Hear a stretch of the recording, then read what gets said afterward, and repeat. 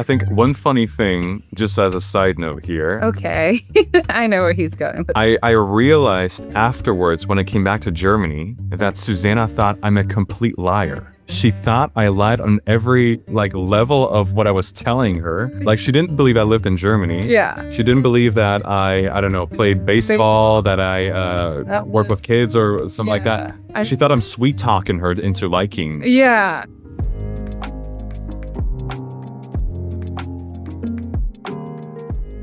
Welcome to International Love Story, the podcast about intercultural relationships. My name is Christina, and in today's podcast episode, I am going to welcome Joshua and Suzanna. The only thing I know is that they're living in Germany right now, and that for some reason we have some problems with the internet connection, so crossing fingers. So yeah, with this being said, let's just give a warm welcome to Suzanna and Joshua. I'm so happy to have you here today, and I'm so excited to learn more about you guys, but also more about your love story. So let's just dive directly into it.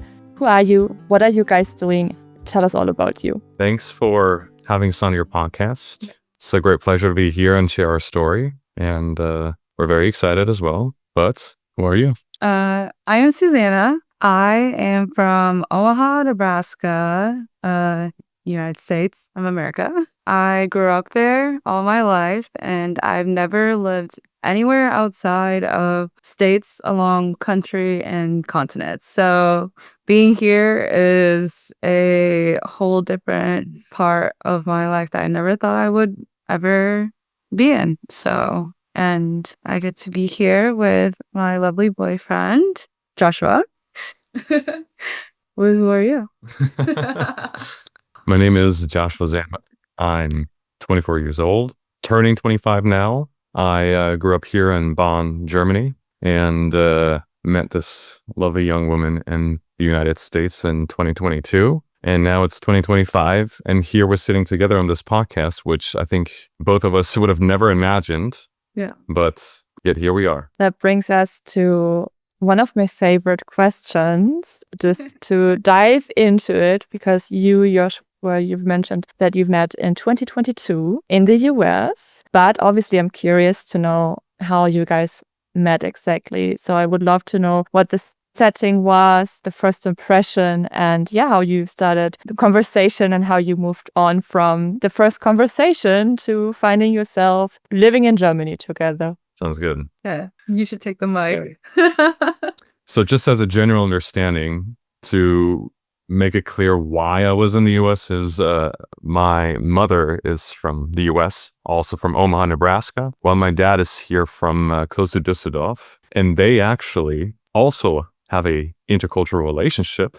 They met in the 80s, I think, as she was an exchange student to Germany. That is thing going on as well. They ended up, my dad ended up going out to Nebraska to meet her. And then they decided to live in Germany. So they had me as a kid then. I grew up here, but we would always go back to visit family in the US, specifically in Omaha or Fremont, which is close to Omaha, where she lived or grew up. So I would go back and forth every year, at least in the summer, to visit family. And over time, I made some friends there as well. My mother had an old high school friend, which still lived in Omaha. So we would meet up with them and their kids. And that one kid that she had was the same age as I was. So he introduced me to his friend group. I think maybe in 2019 or something like that. And over that friend group was her sister was part of that friend group as a funny coincidence. I mean, I had no idea. But as we were hanging out and every time I came back, we would meet with that friend group.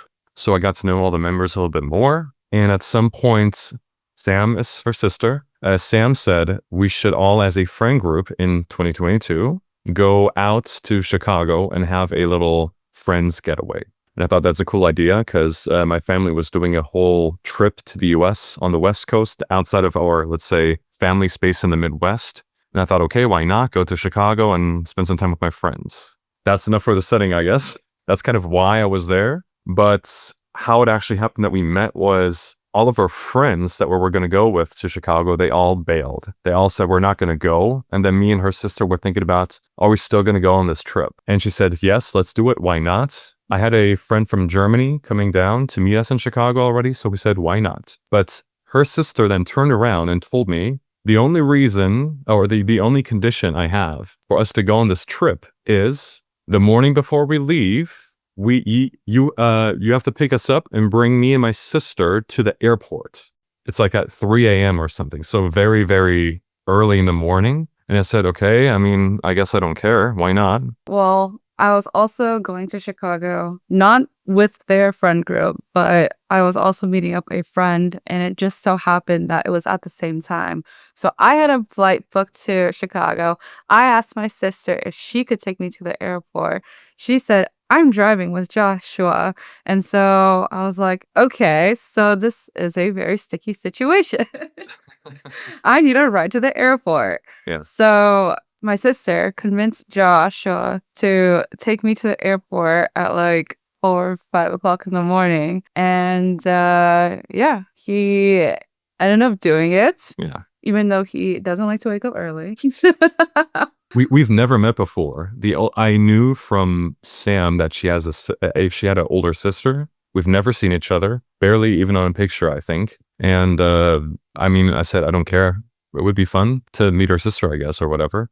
And that morning, I went down to their house and walked in the door, actually, because they left it open to, not have me ring the doorbell or something. I walked in and I looked up the stairs, and then I just saw this amazingly pretty woman suddenly in front of me. And I said, what? Is this my friend that I haven't seen for, let's say, 2 years, and she just changed a lot? Or what's happening here? And then Suzanna came down and said, hi, I'm Suzanna.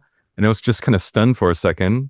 And we hugged and said hello. And I said, Suzanna, the sister. Yes. Okay. I was kind of flashed for a second, but that's how we first met, and we kind of just chit-chatted around a little bit, as you do. And then Sam came down, and we all took their luggage and put it in the car. And I don't know, something was kind of interesting about Suzanna, I guess. And of course, I thought she was very attractive. And I just kind of was sparking up some conversations with her, I guess. Also during the car ride and getting to know her a little bit. He tried to convince me to cancel my flight while going to the airport and drive with them, because he wanted to talk to me but I didn't do it. I ended up taking my flight.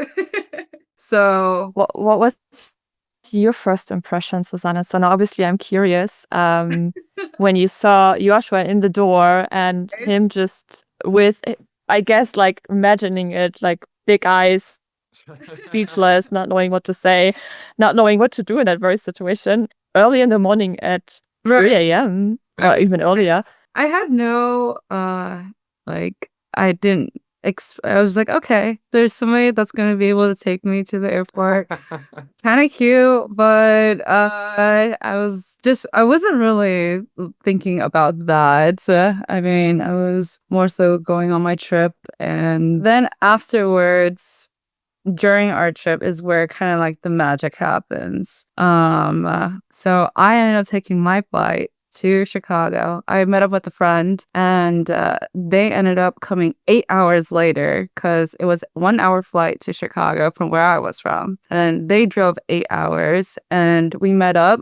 And I was with my friend, and then they ended up staying with us all together. So we all stayed at the same place. And I actually had a festival I was going to with my friend, and that's why I didn't take, or I took the flight, because I had plans. And so then it was basically just me and her driving to Chicago. She was already there. When we got there, we just had a little hello and welcome to where the people that we're staying with. And then I had to go pick up my friend who was coming in from Bonn, from the airport in Chicago. It was his first time going. Yeah. Which was also his first time in the US. And then it's just such a weird coincidence, because there were so many variables already at the start that if you changed it a little bit, everything would have maybe been different. Yeah. I mean, my friend could have been coming in a week later. Our whole trip would have been maybe not even happening in the first place, because all our friends didn't want to go. Everything just aligned together, Yeah. and everything happened for a reason. We all stayed there at my friend's place, even though my sister and he didn't know who my friend was at all. So it was just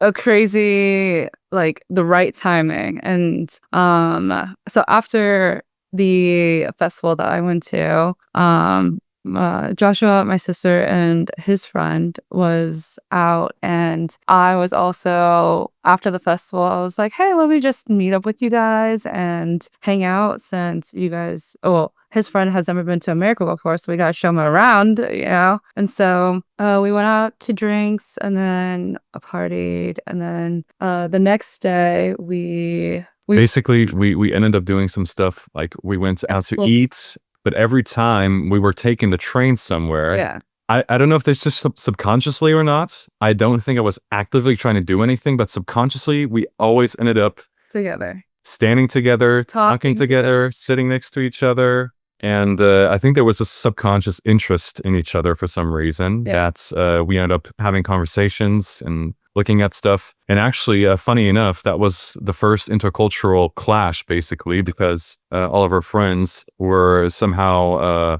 related to Asian culture. And me and my friend from Germany, we came in and they took us to dim sum for the first time. I had no idea what dim sum is. I have no idea what that even means. But they said, we're going to go to Chinatown and have something to eat. And I said, okay, cool. Yeah. Sounds great. And then little did we know when we sat down, me and my friend, and when they ordered food, I mean, we're open for everything, but we sat there and then suddenly we have dishes with chicken feet and tripe, which is pork stomach and all the stuff in front of us. And me and my friend were just looking at each other and we're like, what the hell is going on now? So yeah, that was interesting. And we ended up just trying all the foods and getting a little bit of an introduction to the cultural environment of that as well. Yeah. What you're supposed to do in that setting or not. It was very interesting. So we kind of liked it. And then I think a day or two after, I ended up canceling my flights and decided to ride back with all of them.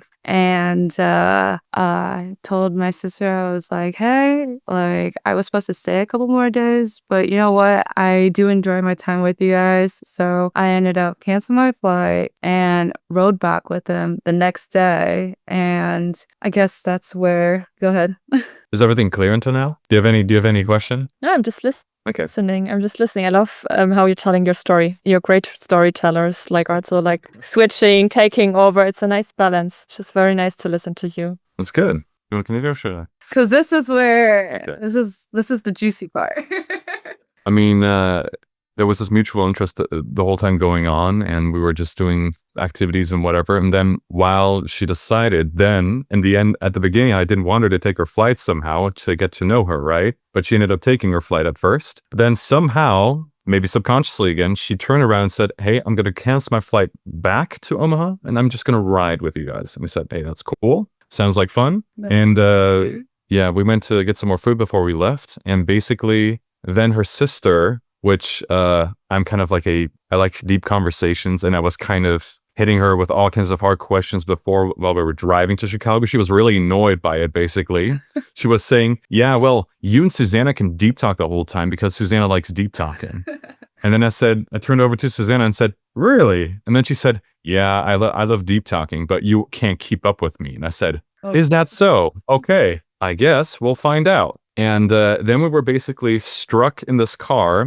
We had to drive for 8 hours, and it was just me and Suzanna constantly talking for 8 hours straight about everything in this world, about everything about our personalities, about everything about our lives, our challenges, where we want to go, what our dreams are, while our two friends, basically Armin and Sam, were just in and out of the conversation, sleeping. They were like engaging, but then they were sleeping. But Josh and I just consistent 8 hours on the road. It felt unreal. Like I've never had a conversation like that before, and I was kind of stuck. Like it took me back. I was like, do you talk to people like this often? Because this is not normal at all. And because I'm telling him about giving him advice about relationships, because he was also in a break with his ex-girlfriend as well too, and just everything from all around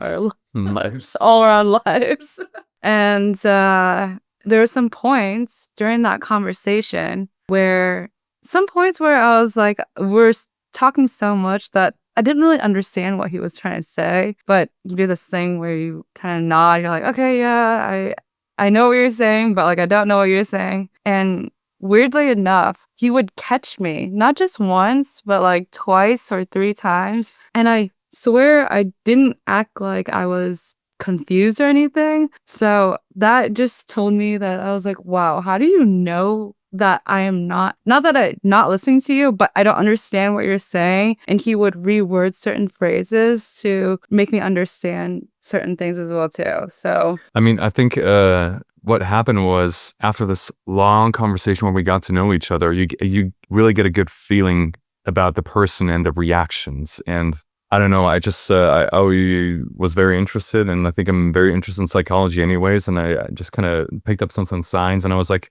maybe it's also, you know, I mean, I didn't know this person at all, so I was kind of thinking I didn't want to be standoffish and just show her up and say, yeah, you're lying to me. No, but I was like, okay, she's trying to be nice to me, like in a maybe intercultural thing as well. She was trying to be nice to me because she didn't want to destroy the conversation because she didn't understand. But I was like, it doesn't matter. I just what I care about right now is that we understand each other. It doesn't matter how many times I have to repeat it or reword it. I want to be able to, for us to have as clear as a communication as possible. and that was the first time someone has really like made me realize that, you know, understanding everything is really, really important. And yeah, he really taught me that. So How to really communicate. May I ask, I mean, you said the friends, the other people that were in the car, they were part of the conversation in between, but then they were not, and you were talking 8 hours straight. Did you ever had a conversation with them of what they thought? Because to me, it sounds like to anyone that was seeing you guys, it was obviously that there's some sort of chemistry, because if you have deep conversations for 8 hours straight, and then someone who's just up for the challenge as you, Joshua, was just like, okay, try me, let's have some deep talk. And if I mean deep talk, it will be deep talk, and I will figure out when you don't understand me, and then we will dive deeper into it. So what would your friends how did they like mirror the situation afterwards? What did they say? I can say, I mean, you can say what Sam said to you, maybe. I asked my friend Armin, and he said, I mean, that's kind of crazy. I was literally sleeping in between, and you guys were still talking about, I don't know, some kind of deep psychological stuff about your lives. And he thought it was crazy. He also probably has never seen something like that happen. I don't really recall if he said there was some kind of chemistry. I don't know if I was quoting that there's some kind of chemistry going on, but I remember me pouring my heart out to him saying, this was such an amazing special conversation. She's such an interesting person. And I think Sam, she had a similar conversation with Joshua prior to like the first time going. And so she knows that he and I can definitely carry the conversation. I think she just knew that we would connect just from our personalities. How did it went on from there? So at some point, the car ride was over after 8 hours, and you stayed connected, obviously. we dropped it off in Omaha because we were staying with my grandparents in Fremont, which is maybe a half an hour ride. Yeah. So it wasn't a problem. So we dropped them off. We all said it was an amazing journey in Chicago and the ride back. And then Suzanna invited us out to come the next day, I think in the evening. Yeah. And they would show us around in Omaha, because when I was in the US all the time in Fremont, I would not really see the downtown of Omaha. I would be more in the countryside with my family, basically. So we thought it would be a great offer. And we said we're going to come back tomorrow. And yeah. Yeah.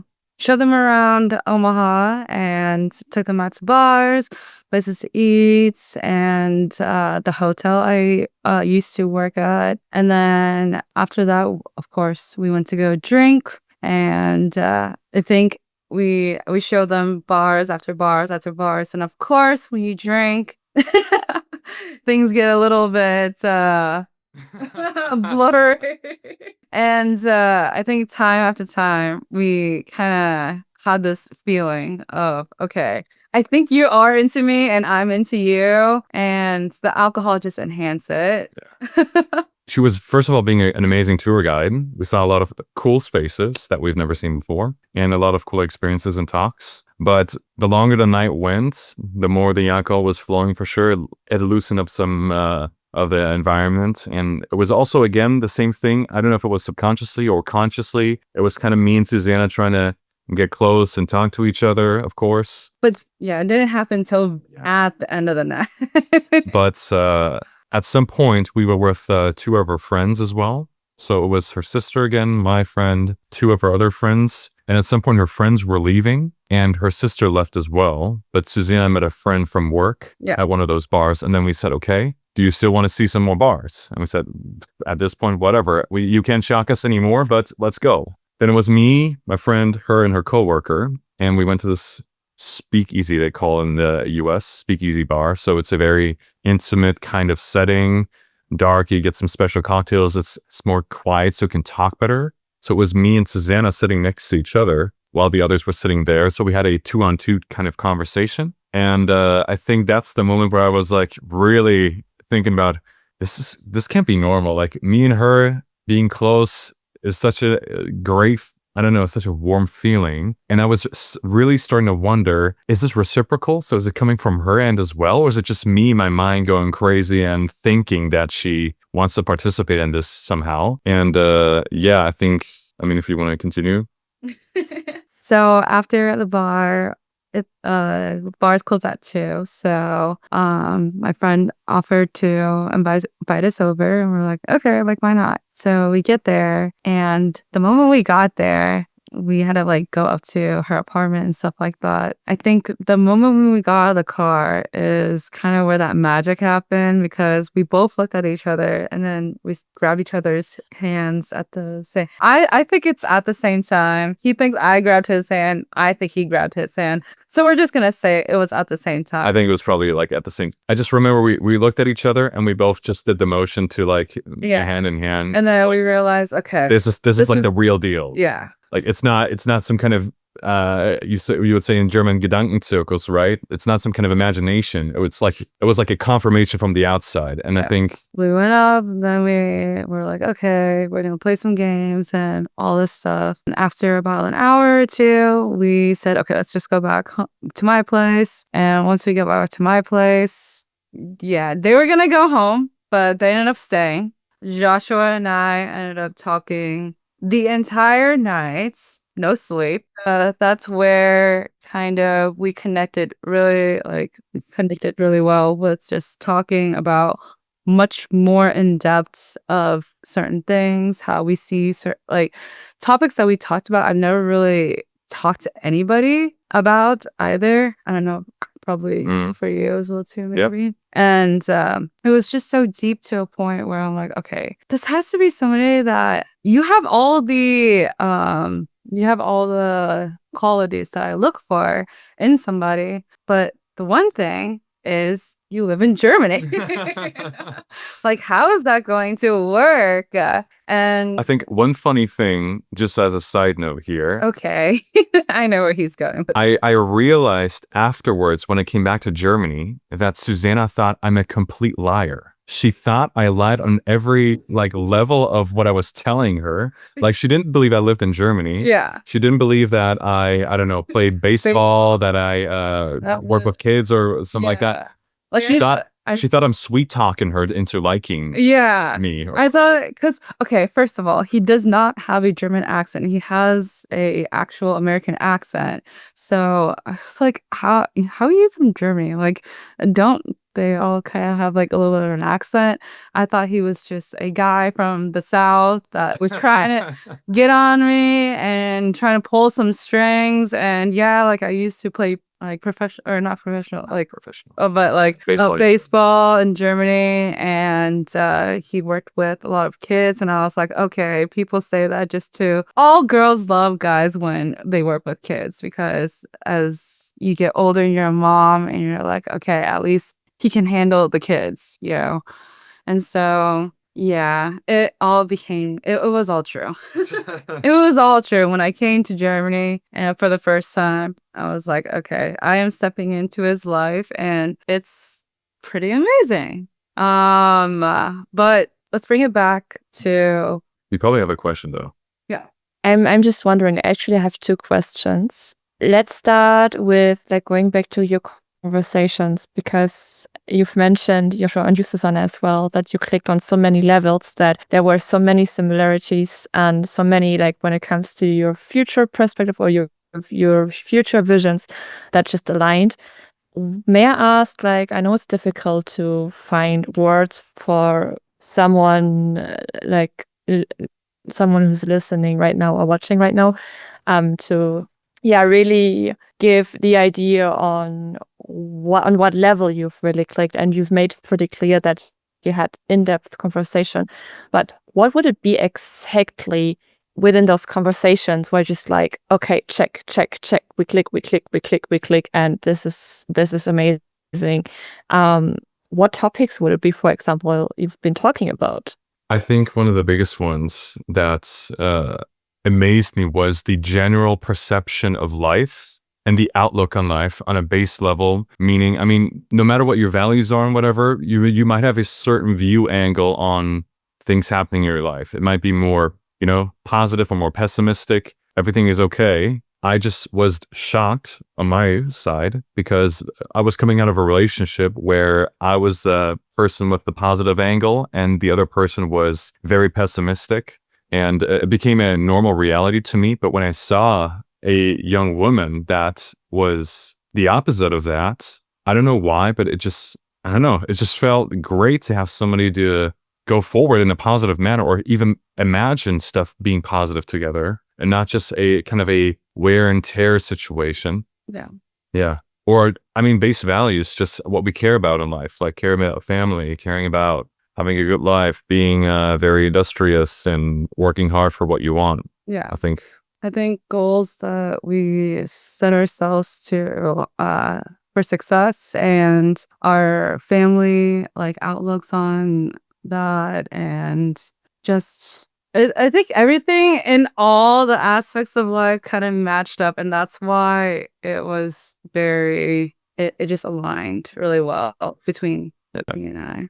I think also I was just amazed by how energetic she is generally and, enthusiastic for things. Yeah. When we were talking about topics that she's passionate about, I could feel that passion. I was like, I've never met a person like that. It was very reciprocal. Like everything he gave to me, the energy that he gave to me, I gave out to him. And I think that's where like the magic happened is if somebody is giving you that 100% and that person is giving you 100%, it just makes it feel more special in that way. Yeah, it's definitely hitting on so many levels. I understand. And as I've said, like, it's just difficult because I can imagine the type of deep talk you've had, but I think it's just really difficult to find the right words to transmit it through a screen or in words in general. But I think everyone who had such a connection knows exactly what you're talking about. And sometimes if you meet a person, it's just like, and I get goosebumps right now because I've made that experience with my husband now. If you meet such a person, like sometimes it just feels like the conversation is just flowing and you don't have to explain yourself and you just can be who you are without covering anything. And you're just like, whatever it is you're thinking, you're not afraid of sharing that with this person. And it's funny to get the response and it's funny to learn that this person sent this the exact same way. And you're just like, wow. And yeah, it's definitely, if you have that connection with someone, it's definitely worth to dive deeper into it. And this is what you've done, actually. As you've mentioned, Suzanna, at some point you found yourself in Germany. I guess a few more things happened in between, as Jeff between your goodbye and then going to Germany, which will be my second question, like in between. How did you end up deciding that Suzanna will meet you, Joshua, in Germany and that you want to give it a try? Again, like the one thing is obviously the connection and seeing where this is going to lead. But at some point you have to talk about it and figure out the practical part on how to keep that connection alive on distance, for example. That's true. Yeah. Joshua, luckily during that year, what is it called? What kind of school was it? Abitur? You finished your Abitur. Yeah, during the year before we met, I had to redo my Abitur in an Abendgymnasium because I skipped or I got out of school early to start working. But that's set me up to stay in the US longer. Yeah. When I met her at the same time, I stayed for 3 months. So yes, during the period where I met her, we had about 2 months to actually get to know each other. Yeah. I think that's very different because a lot of people that we met that had some kind of some kind of form of long distance. They usually didn't meet at all in the beginning or just very briefly, and then they hold the contact until they can get together again for a longer time. For us, we had a longer time at the beginning to get to know each other. Yeah. And then the break that was longer. I mean, I think it was about 3-4 months. Yeah. And during that time, I will say before we say what we did, I was very, very into the direction of I want to make this happen. I don't know why. I never saw myself doing this, never. But I'm like, oh my God, this is too special. We have to try this. And Suzanna was at that point very pessimistic about it, which is okay. Yeah. Also because of her past experiences. And it was kind of a struggle because at some point I was fighting to make it happen. And she was like, maybe not. Yeah. And at some point I got more like, this is maybe not going to work then. And then she was fighting for a little bit. Yeah. But when I came back to Germany, it was a weird thing thrown out of your love relationship, basically. Yeah. Now you're out. And I remember leaving, and that was insanely hard. I never thought it would be that hard to say bye. I mean, you anticipated to say, like, yeah, it's going to be hard. It's going to be emotional. But when you're standing, and then you probably know that yourself, when you're standing in that situation, it's just too much, almost. It's horrible. You feel like I mean, it's so cheesy, but every time we had to say goodbye after spending some time together, it really feels like your heart is just tearing into pieces and someone is just grabbing it and squeezing, and you're just like, your heart feels so heavy. I think that's an emotion, everyone who's experienced it. If you just think about it, like you're just back in this situation because it's such a eventful and emotional moment that you'll always be able to set yourself back into that emotion, imagining yourself being in that situation, because it's crazy. It's very heavy. I think this is how I would describe it. I have very heavy heart. It's a good way of describing it, I think. Yeah. I was like, I don't even know how to describe that feeling because it was so powerful and intense, and I was not expecting to feel that way at all. And then once that moment is there, you're like, oh my gosh, exactly what you were just saying. And so, of course, we split ways, and day after he had left, just days on, and I could not stop thinking about every moment that we've had spent with each other and how special it was. And of course, I think that separation kind of gave myself time to reflect on what do I really want? And if I do want to continue this, how am I going to continue it? And of course, we were going to still talk and FaceTime and all that. But did I feel that I want to put 110% booking a flight, going to see him, and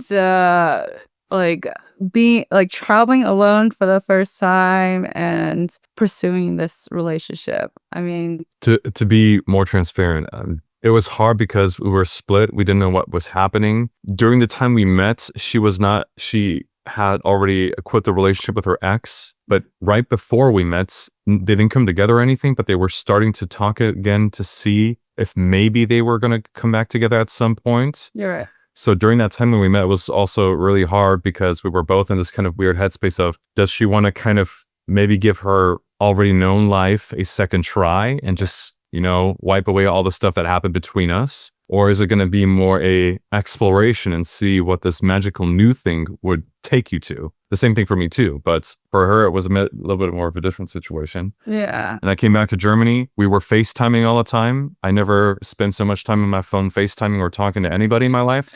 And there were definitely a lot of nights, hours on end, where we would be on FaceTime, laying in bed, talking to each other, and it would still have that magical connection, even over FaceTime somehow. Not all the time, but there was moments where we have this long conversation. I mean, we would have 5-hour FaceTime conversations plus, and then it would be like 5 a.m. here for him because it was a 7-hour time difference.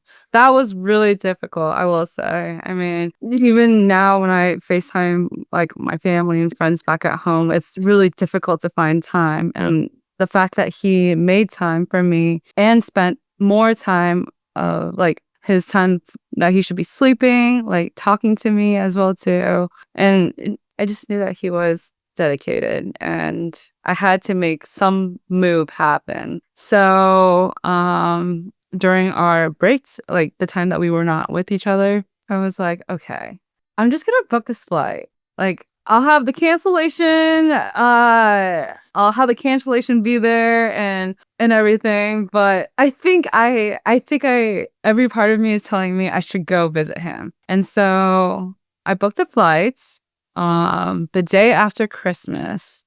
And I was like, only about like a month and a half What? since I booked my flight to decide whether or not I wanted to go. And I took my flight and I came here the day after Christmas, and we saw each other again. It was crazy because I had to go to Frankfurt to pick her up, and I thought, okay, she's never been to Europe, she's never been in Germany, she's only been her mother's from China, so they went back to China to visit family sometimes, twice I think in your life, right? Yeah. But that was with family and But she's not used to traveling. Yeah. While on my hand, I had at least Sure. once a year where I would travel to the US. So I was thinking, okay, things might seem so normal to me, but this is a different situation. This person has not had that kind of, let's say, things happen. So I was trying to think about, okay, how can I make it the most easiest for her to get appropriated into her new environment so it's not too shocking? Because cultural shock is not,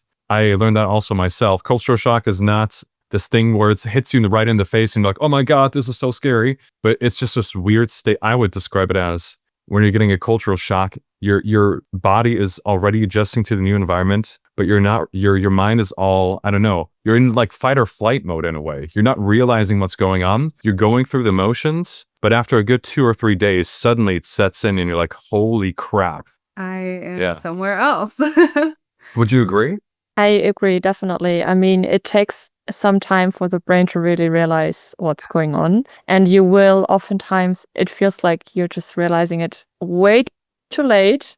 And then you're just so overwhelmed that you just like, you're stuck and you're just like, what? Which direction to go? Left, right, straight, back? What am I going to do now? And it takes some time to really figure out the next steps, and until you realize, okay, this has a name. It's cultural shock, and this is what I'm gonna do about it. But yeah, it's definitely it's not very comfortable. Let's put it like this.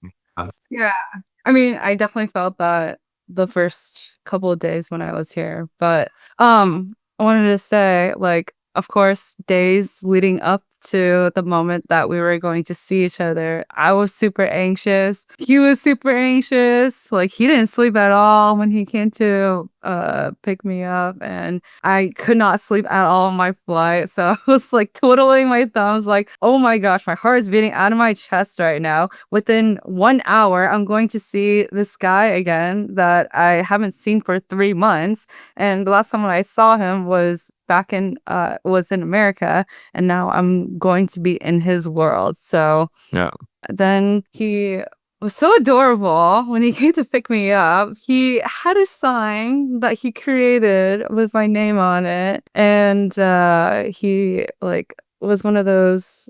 He like stood there like as those taxi with the name on it, and yeah, we of course saw each other. Was so surprised because we've seen each other on the phone for 3 months, and you're just a phone object, you know. When you're FaceTiming so much that you don't know the real person. Yeah, I would describe it as your talks, your conversations, your personalities are still there, but Yeah. the full effect of that human being, like in Yeah. the whole body form and all the information that comes from that also, Yeah. that's something that I wouldn't say necessarily lose, but you do lose it to a degree, or you get kind of used to not having that because you're on the phone. So when you're switching it around again, you would expect it wouldn't matter, but then you're like, holy crap, you're getting to this. I felt like somehow I had to get to know you again in Yeah. that way, not personality wise, but like physically. like You're so real. wow, yeah. I mean, that's a different sort of reality check again. I mean, not only did you travel to Germany, Suzanna, to a country you've never been to, a continent you've never been to, Exactly. but it's also a reality check, like seeing Joshua again, Yeah. and being able to hug each other. Like, that's also another way of being, I mean, positively overwhelming, but it's still like you're overwhelmed. Like, there's just so much going on that just easy to lose focus and to ask yourself, what am I actually doing here? And it takes some time to really let it sink in and to realize, as you've just mentioned, Suzanna, I am in Germany. Okay. Yeah, it took me a couple of days to really adapt that I am first here with Joshua and second in a different country that I've never been to before or ever thought to be in. And from the cars on the road to the street signs to just the air itself as well too was all different. People drinking on the streets was also really different. In a different language as well too. Like I don't know what anybody is saying right now, and I feel like a baby, and just a kid that doesn't know anything, and I'd have to adapt to it. And I ended up staying for 3 weeks, I believe. And I think over the 3 weeks time, of course, you get more used to it. But still at the end, I was like, holy cow, I experienced something so crazy. And I appreciate everything that, he gave me a place to stay. He fed me. He, introduced me to his friends, like made me really feel comfortable. And I think that's something that you don't get if you are just like a person that just travels to a country. You're gonna find all the touristy spots. You're gonna have to stay at a hostel or a hotel. And, it's just a very touristy type of experience. But for me, I got to experience a local where I can walk down the street and grab a croissant or go buy groceries. And everything's just kind of in this little neighborhood, and be with his family as well too. It was very sweet. Yeah. I mean, you didn't know back then, but this was a glimpse of what you had to, basically your daily life, where you're at nowadays. That's true. Yeah. I never thought about it that way. That's true, though. Crazy. It is. And now I'm losing. That's my normal life now. Now it's your normal life. Yeah. Yeah. It's so weird to just talk about this back then, because it does feel like I can feel that I'm living through it as well too. And reflecting from now from then and now, it's a wild journey, I will say. Did you think about moving to Germany when being in Germany for 3 weeks? What made you make this decision? Well, flights got really expensive. It was already expensive when we first met because we're leaving out a lot of different stories, but basically we kind of traveled a little bit together as well. We went to Colorado, and then we went there, and then we went here. We went to Des Moines, and we ended up, I saved a bunch of money to go on this trip, and I was completely dead broke afterwards. She also spent a lot of money, so we were kind of in the hole. And then the 3 months apart, I came back. We're just working. Yeah. I started going to university, and then she was working, so we were kind of going back to regular life. Yeah. But also spending all this time talking to each other. Yeah. And of course, when we saw each other, we're like, this is such a special time. It doesn't matter. We're just gonna do whatever we think is nice to do. Yeah. And with a little bit of a restriction, but not like a lot. And after that time when she was here, it was amazing to see that this connection still was there, because I think we both had the fear that maybe the second time you see each other, maybe it's not the same. The environment is different. The conditions are different. Your life's changed. But it was amazing to be in that same kind of aura again and see that this connection is still withstanding and even growing. And then she went back to the US, which was hard again. Did the same thing again. We kind of kept on with our lives. So that was mid-January, I think. And then in mid-February already, I said, I have to go because the semester is over. This is the only time I would have to really go again if I want to go. So I went down and got to be back, which was also weird enough to be in the same environment again where we met and spend all the time going back. But I know that's one of the topics you also want to talk about. That was the first time we had a little bit of a taste of cultural differences in producing problems for each other as well. And if I can expand a little bit if you want me to. Yes, please, because that sounds the way you phrase it sounds so interesting. Producing problems. That's really interesting. I've never seen it like as a third factor that just like swipes into your life and just produces problems. But yeah, Interesting. yeah. Keep on. I will say the good thing about us is that we have a combining factor in our cultural identity, you could say, right? My mom's from the US. I know how the US system kind of works and the social stuff you're supposed to do. She grew up in the US. Parts of her family are from the US, so she also has that. But her dad is from Vietnam and her mom's from China. And although the family is kind of more of Chinese descent in Vietnam, and they all came to the US. So she's basically second generation, right? And me, I have my German culture as well. And funny enough, the more time we spent together, the more I realized how much more German in some things I am than I thought I would ever be. Because when you're in Germany, and maybe the same for you too, or somebody who has parents from two different countries, maybe. Here, when I'm in Germany, you're called an American, and when you go to the US, I'm called a German. But I never realized how much more German or influence the German culture had on me in comparison to, quote unquote, a young American, what they would expect actually. So that's kind of the setting, but we have this combining factor of, let's say, the American culture. So I think that was also good for us to, get along at first as well. Maybe for you and your husband, I guess it maybe was a little bit different because you didn't have a overlap with something directly, maybe. I mean, I don't know. Maybe you can say something about that real quick. We didn't. I love that you're asking me questions as well, by the way. We did have an overlap in our values, obviously. Yeah. Which not necessarily they're not based on our cultural backgrounds.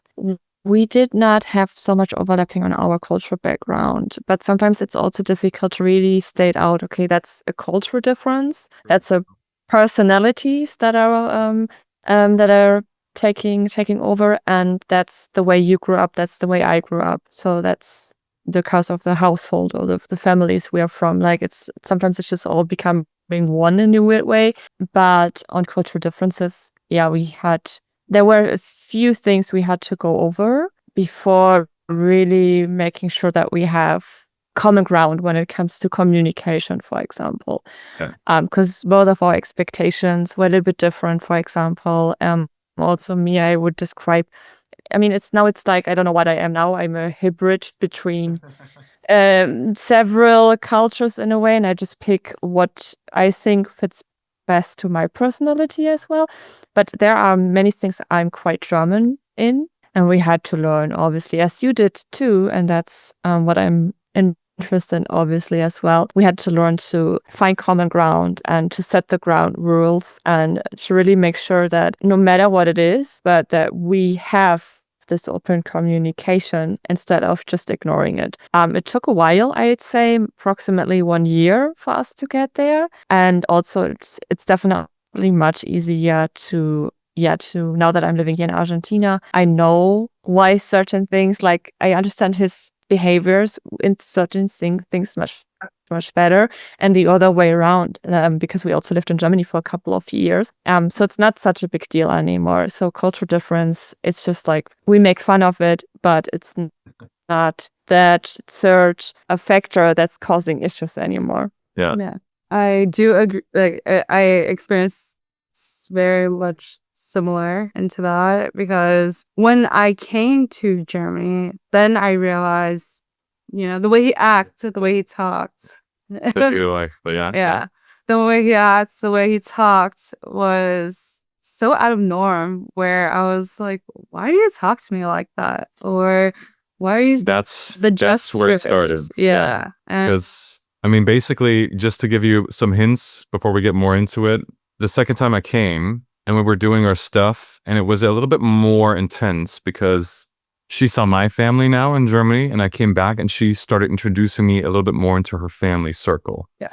And I saw not her direct family, because you're not supposed to do that. So I didn't meet her parents or anything. I didn't meet any other closer family directly, but I met her cousins, that are in the similar age bracket, and we all went out for food. And of course, I wanted to, because I cared a lot about her. I was trying to be as open and nice as possible. But of course, it was a very tense situation also because came from a huge life change. I met her, she was there, and then I'm coming there. So everything is kind of crazy anyway. And I was just interested because, I mean, that's how we got to know each other. I like to ask questions. Maybe you've also noticed that by now. And I like to understand people. And we were sitting at the table just eating, and I was just, quizzing people on some stuff, trying to understand and so on. And later on, we had a conversation where Suzanna was like, why did you talk about this topic the whole time? Like you were drawing it like out of their ears, all this information. And why didn't you just keep it light and airy? And I was just like, what? Like, what do you mean? And she's like, yeah, everybody was a little, she said that the people, one person that I talked to at some point, it was way too much for them. And I didn't see the quote unquote signs of it being too much. And of course I was like, okay, I don't think that happened. But if you tell me you know these people more than I do, I guess that's how it was. I'm sorry. I mean, I didn't want to do that. I was just interested and I was just being open. And the word is direct, which is something that I learned that's kind of German of me, maybe. And also giving a response to what people say in a direct manner, not, fluffing it up maybe a little bit more. That's also, the Americans do it more than the Germans for sure. But in terms of, let's say, a Southeast Asian, or if you want to expand it so far, or more of the Chinese background, it's a lot more indirect, of course. And you're not supposed to maybe front face something that is also more of a negative thing about somebody. In the first time. Yeah. It was, so that was the first little taste. We had this conversation and I said, okay, I'm sorry. I mean, I really didn't want to do this. I just was interested. And then there was some more situations lapping on with some friends of hers and with her sister also, because they lived together, about some very, in my opinion, of course, random, unnecessary things that are really not a big problem. But these people started voicing that either they felt uncomfortable about it to her, or she interpreted the situation about the other people that they felt uncomfortable. And then we started having a little bit of a frisk point where it was like my opinion versus yours, but of course I'm in her world, so I have to kind of take it more of her opinion because she would probably know more than I do. But she also not understanding why I'm doing it. And I'm just saying, I mean, I'm just trying to, I don't know. This is just how I am. I value these people. That's why if somebody does something wrong or dumb in their life, I would be like, why are you doing this? I mean, you could do so much better. Why are you doing it this way? And then we had a lot of conversations about it. And I think we both got very frustrated at some point. Yeah. And I don't know. How did you feel in the situation a little bit, if you remember? I mean, of course, I was like frustrated. I was like, why is he acting a lot? Not like he wasn't like he was acting different, but it was more so he was being his true self more and more, where not that I didn't see it, but it was more that he was trying to like, I don't know.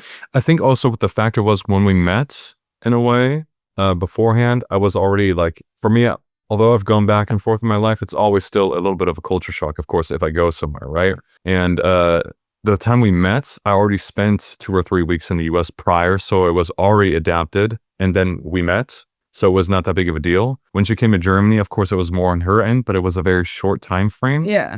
And then the second time I came, it was about for a month or more. And I was just thrown into cold water. And 3 days after I came, we already had this whole family shenanigans going on. Yeah. So, of course, it was a little bit more of a... it was a lot. I think everything during the times that we're going back and forth was a lot, because we're also trying to get to know each other, but we're also trying to not speed up the whole process. But of course, I want him to know my family and my friends, and vice versa as well too. So when you mix everything all together, and I think we were not expecting the cultural difference to hit that hard. Yeah. Then when it hit really hard, we realized, okay, wait, we gotta take a step back and kind of understand each other first, of who you are and who I am, and then kind of slow our way into it. I think we just went full force, just was like bam, bam, bam, and we didn't take a chill pill to just deep dive within one another. But I mean, it's kind of like you alluded to at the beginnings. usually in relationships, it has a very progressive way and everybody knows what to expect usually in their context of, okay, once we've been together for this long, we did this, then we start doing this. But for us, first of all, there was different expectations, I think.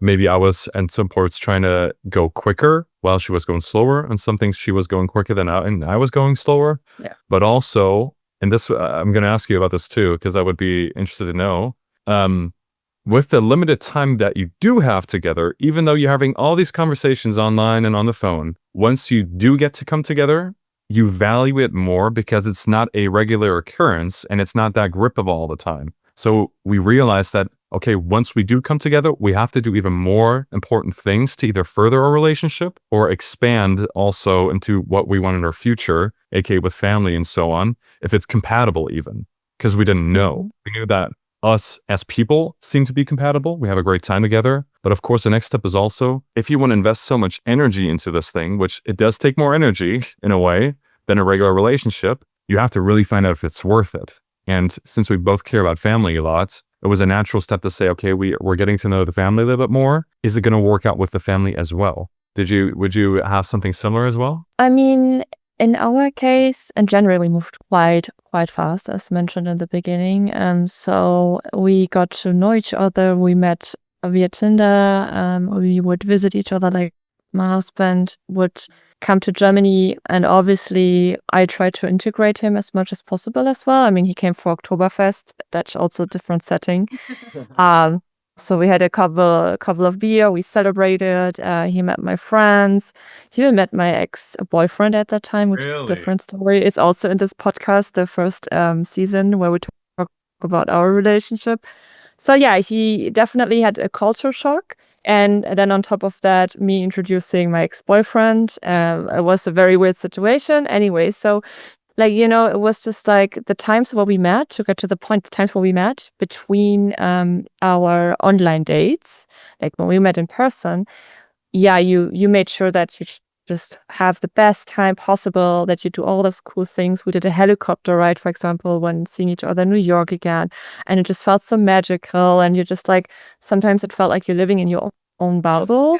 Until reality hits again, and you're just like, damn it, you know, you're gonna say goodbye again, and on the long run you have to figure out what's gonna be next. And honestly, like even though all of this was just amazing, it felt like a fairy tale, and I felt like at some point I couldn't just get enough of it because it felt so special. I was really curious, like, how is our daily life looking like, for example, because this is when you will know how far will you make it as a couple?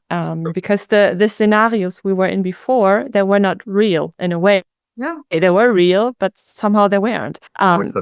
And so we've made the experience when closing the distance, we had to step back as well, because it was just also overwhelming. I felt myself in the US. I moved for him to Miami. I did not like Miami at all. That's also a different story I'm quite open-minded about.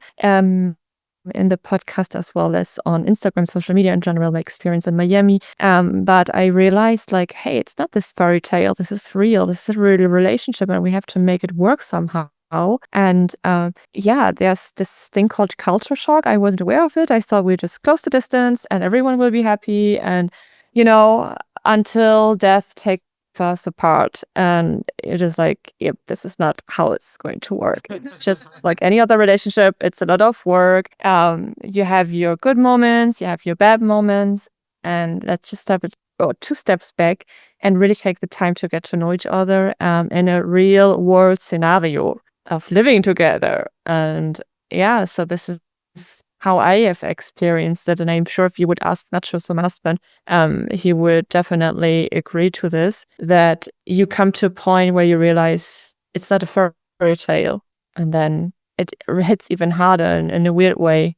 No, I think we also had those points in between also. I mean, that situation that we just talked about, that was a first glimpse into it, a little bit of a taste. It wasn't a huge problem. It was just kind of weird because before, and everything was so free and easy, like you said, a fairy tale. There was no issues. Everything is great. And then suddenly you're encountering these weird problems that you never even thought about before. And you're like, what's happening?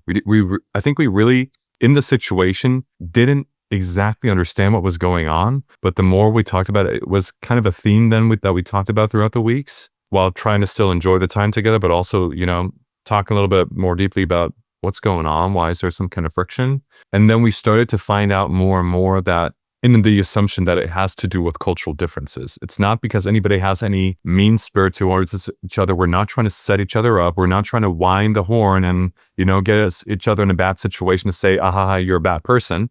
It was just a weird occurrence that we found out, okay, in this situation, the expectation is to be this way and my expectation is different, or vice versa. But what does really what really matters to us? And I think the more we understood it about each other, the more we could also let loose and use that understanding to shape in direction that we both also want to go in. I mean, for example, that situation in the US, I didn't want anybody to feel uncomfortable talking to me because I'm too quizzing and I can take a step back. Or when Suzanna, I don't know, as a random side note, when Suzanna would not voice if she wants something or not, that would lead to problems. She got more into the role of she can also say what she wants. Exactly. That's it. I think it's amazing that you've realized that, like, okay, cultural difference is this thing and we have to work on it. And it's not about me as a person. It's not like you have an issue with my personality. It is a cultural thing. So you can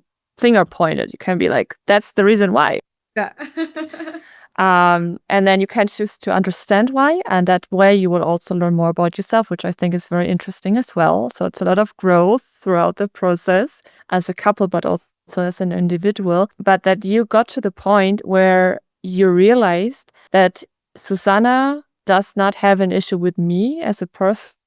It's just that one thing that's caused a miscommunication or a weird situation, or as she perceives it as weird because of that thing called cultural difference, and that you made sure that whenever this occurs, to communicate it. I think that's a big step you took there early on in your relationship. Appreciate it. Yeah. No, it was one of the biggest things that we had to go through that really tightened up the base of our relationship. I think without that, going through all those crazy ups and crazy downs and sticking by each other through when it was the worst times, and I'm really understanding him, myself, and how are we gonna figure it out, or what are we gonna do about it, or really understanding each other. And once we got that through, everything kind of became a little bit lighter not lighter, but it gradually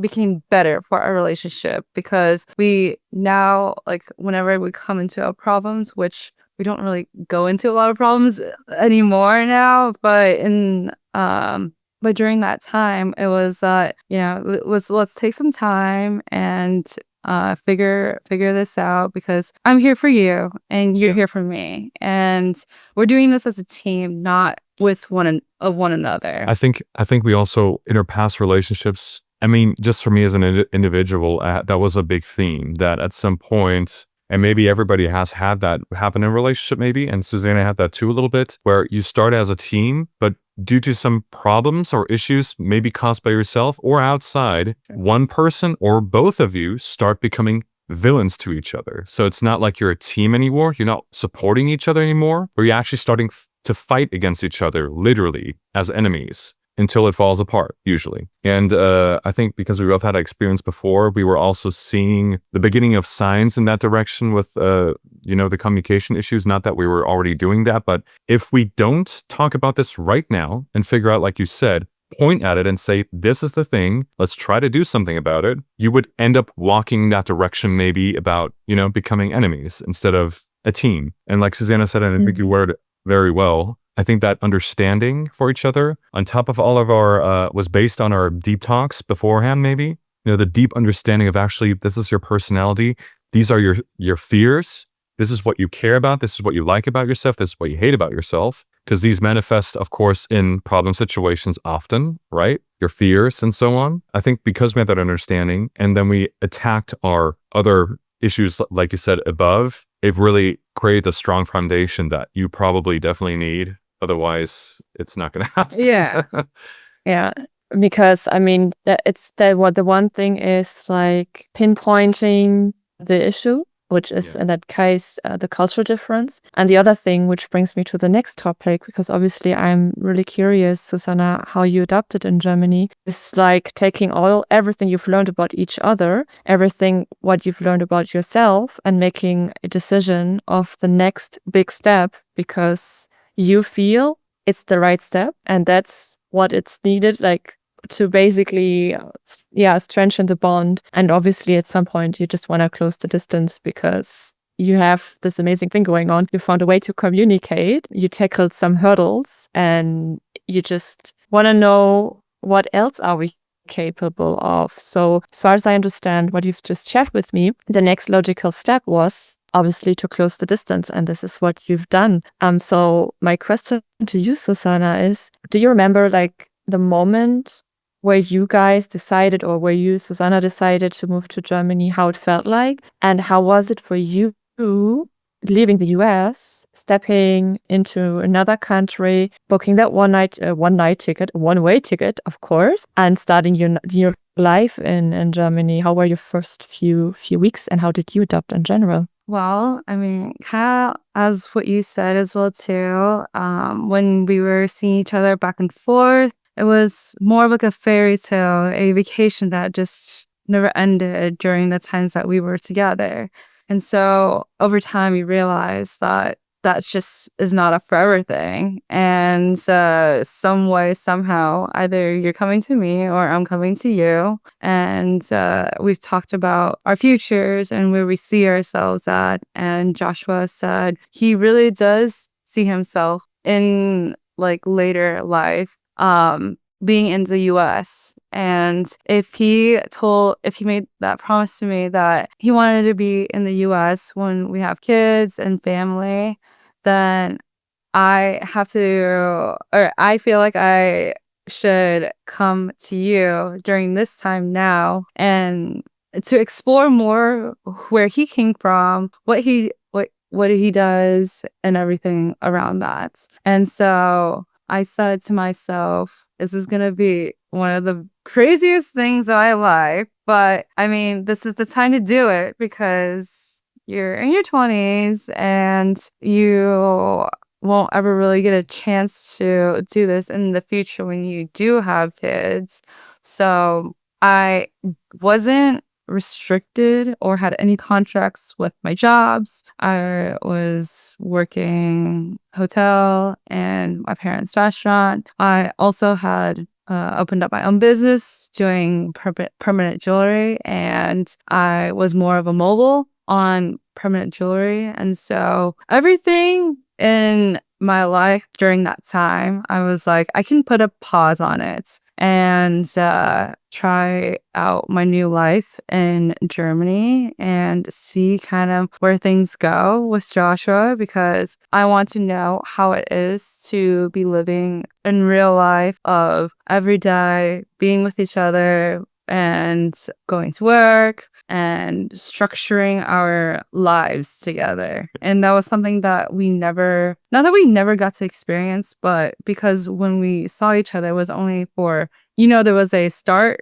and there was an end. But when you are together, I mean, not that there is no end, but like, we don't want it to end, but to start a life together and see where everything goes. And if anything happens, I can always go back home. And my family always told me that as well, too. They were really encouraging on that. And I was really surprised because, I mean, not that I was surprised, but just the love that you get from your family and your friends, the support. It was something that I never thought that I would do to begin with, but with their support, it really brought me into a light. Like, this is the time right now to do it. And if I don't take this chance right now, I probably won't in the later time. So I booked a one-way flight and actually the day after Christmas again.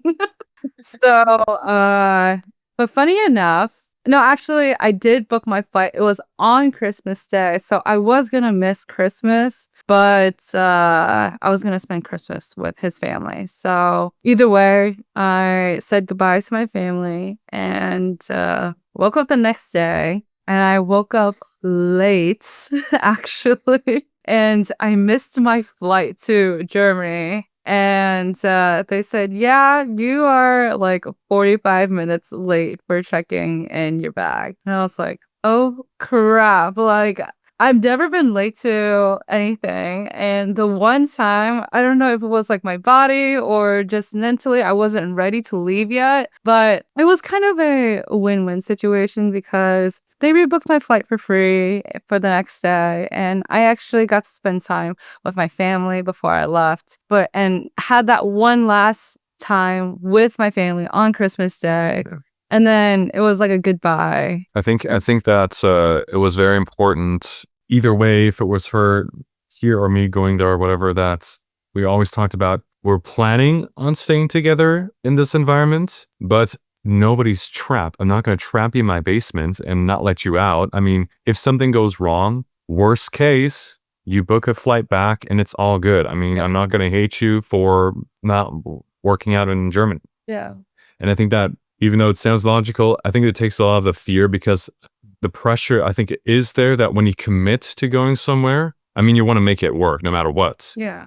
But to have a little bit of a fail-safe of saying, okay, I'm going to have time frame. I think Suzanna was going to try to do 3 months no matter what. But then having the fail-safe also from her family to say, hey, if it doesn't work out. So, of course, my U.S. passport gives you 90 days to be in a country. So I took up that 90 days. And whether I end up staying for another year or going back, I had options. And so during the time of the 3 months, I really enjoyed my time here. And Joshua has a business. Sorry, not had has a business here. It's a rage room and something that he created or he started in 2020.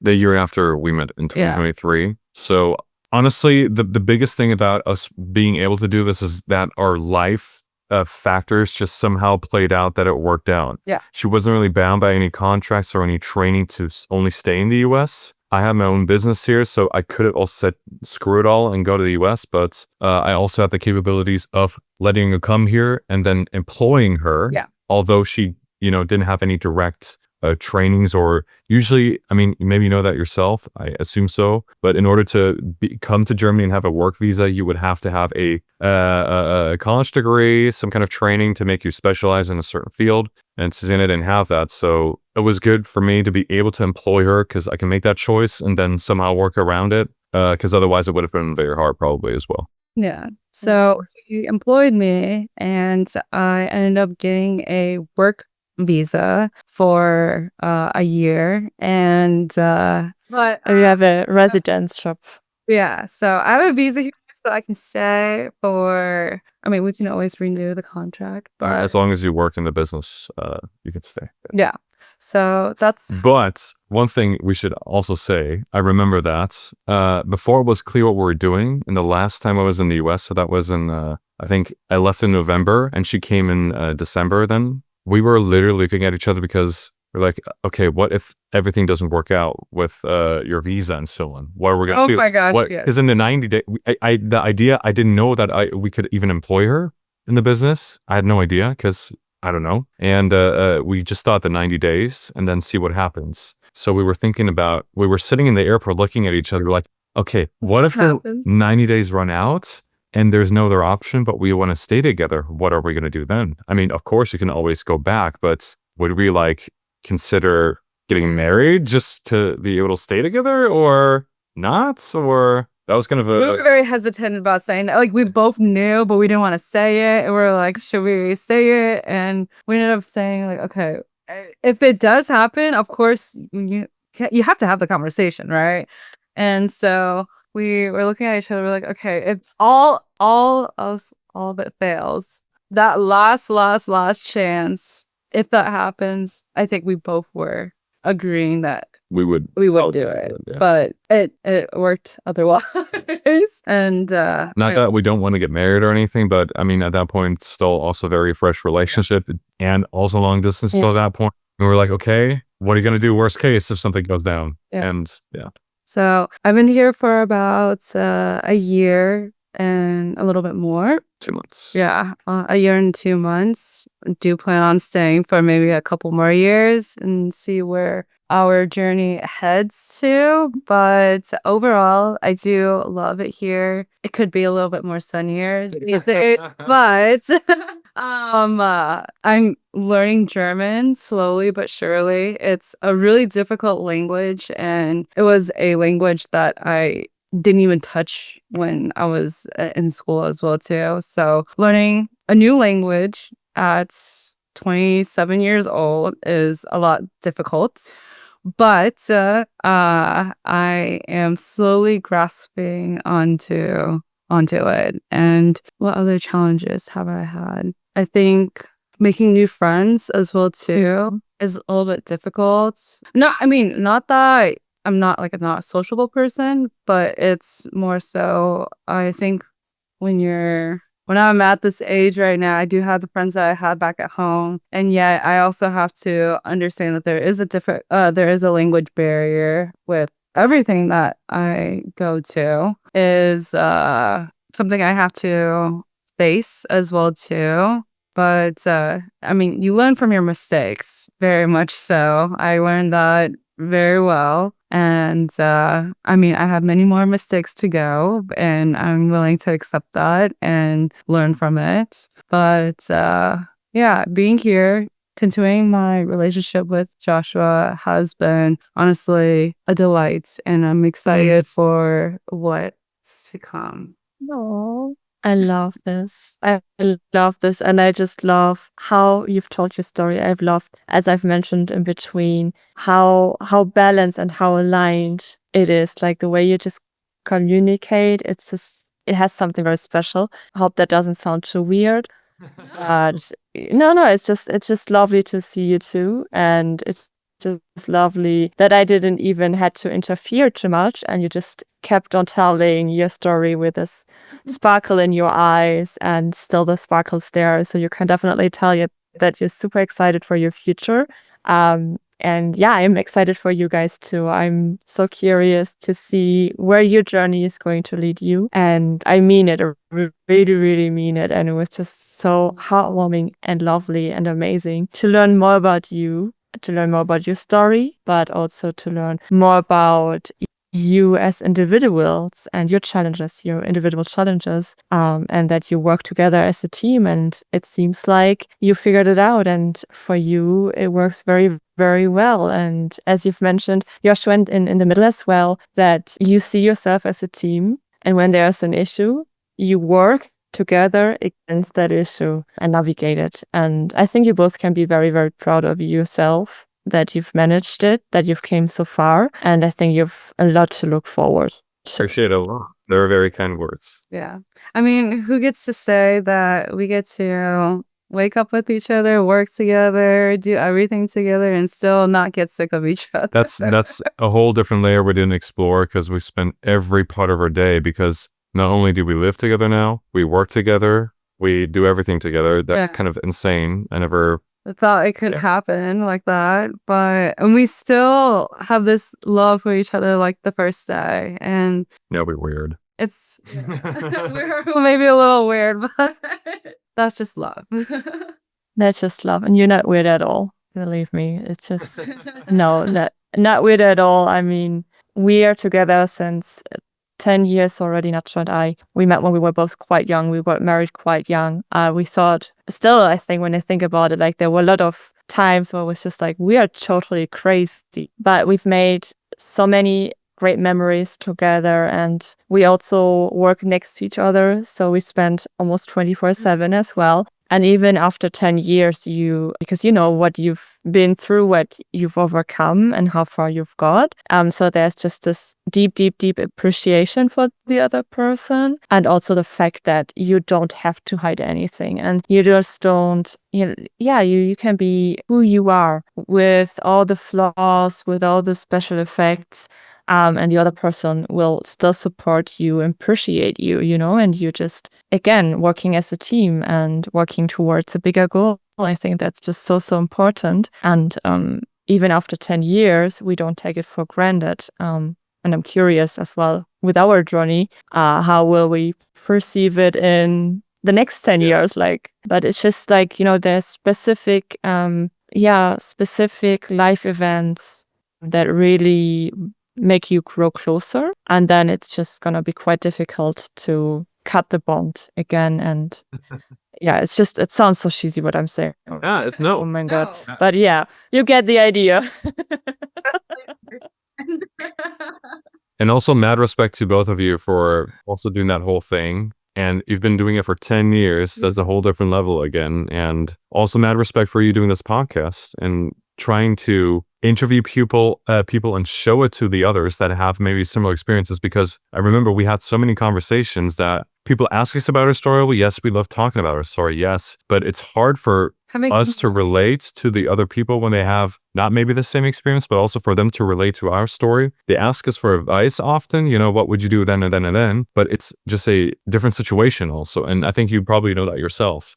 And I think it's cool to also experience that, like you said, from other people that had a similar challenge, at least. Yeah. Definitely, it is. It is. So thanks again so much for your time. I really appreciate you. Have a lovely evening. And for everyone who's listening and or watching, obviously I'm going to link Suzanna's Instagram account so you can get in contact with her if you want to. I had so many more questions, honestly, because but I feel I always like this. But if someone has a specific question or is in a similar situation, like similar cultural background, for example, I hope it's okay if they contact you directly, because the experience I've made as well is that as soon as you get out there with your own story and as soon as you get out there seeking advice and exchange of information, it's just so much easier, especially when it comes to paperwork and there are a few bigger hurdles you have to take when being in an intercultural relationship, and it really helps to support each other and to share your knowledge and to share your advice. So therefore, I hope it's okay, Suzanna, if I link your Instagram profile below. But this being said, take care. Thanks for having us on. Yeah, thank you for having us on. See you guys soon. I would like to take this opportunity before we end today's podcast episode to share with you that I finally handed on the workshop on the topic of identity crisis. Identity crisis is the topic I frequently get asked about, and it's almost always topic of the recordings. So I will share my own experience, but I will also share the experience of 50 plus couples in this free workshop, and you are more than invited to join. Therefore, you'll find a link below in the description of the video or in the side notes. Make sure to check it out. Again, it's for free, so don't miss the opportunity also to use this as an opportunity to connect with others. With this being said, I hope you're doing great. I hope you enjoyed listening or watching to today's podcast episode. I wish you a lovely morning, afternoon, or evening, wherever you are right now. Take care and bye.